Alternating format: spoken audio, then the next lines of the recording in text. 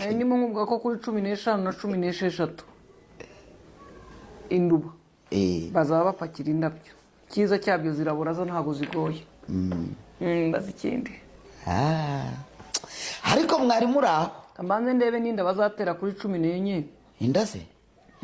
zo kwa kabiri harya ubundi harya ubu abo bushize bavutse ryarira ubwo bagomba kuvuka mu kwa kabiri atubibare neza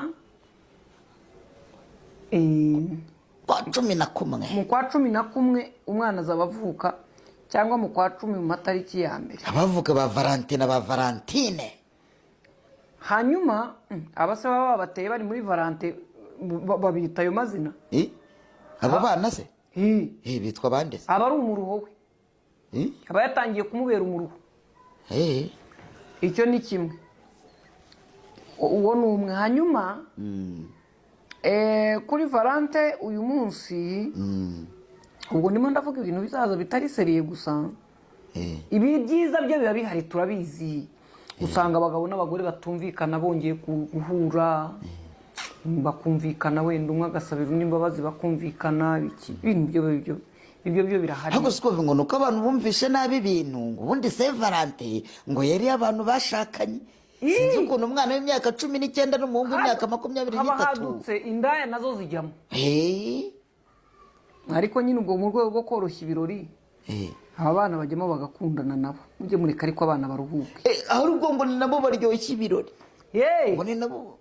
umuntu abo bagabo n'abagore se ko bajya mu mahoteli bakanywa agakawa gusa bakaganira abantu bacuruza indabyo babukinze barujuje ni byiza abantu ntibisanzure bitagadure bakora ibyo ariko muri ibi byose bakora muri Valentine bibuka ko sida ikiriho sidaze n'imitezi harabisi se by'uburiri bumenye distribute dukingizo ubundi ku itariki 16 n'izindi ndwara zose n'imibonano mpuzabitsina ariko munibuke ko hashobora kuvuka abana mutari muteganyije mwibuke ko hashobora no kuba gucanamo inyuma nari bigatezamo gucana inyuma hari yabibaho ubwo nanjye nkaba ndi hafi na kamera kandi nkajya mvuga nti cyitwaga ntuza bamufasha agira ku munsi wa ntuza birangira bagize umukobwa yaramaze umwaka wose abeshya yaramugogere Saint Valentin umukobwa wabeshye n'uwakubeshye niho umumenyera ariko ngiye mfite benshi najya mu bitaro bose bakakubura ikibazo bahurirayo bangemuriye ubu siyo tekinike nicyo kibazo ufite akazi rero wahita wipanga akazi katarangira